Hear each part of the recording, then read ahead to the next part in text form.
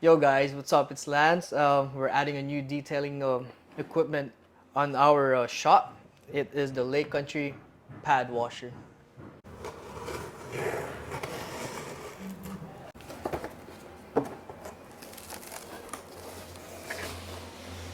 This comes up.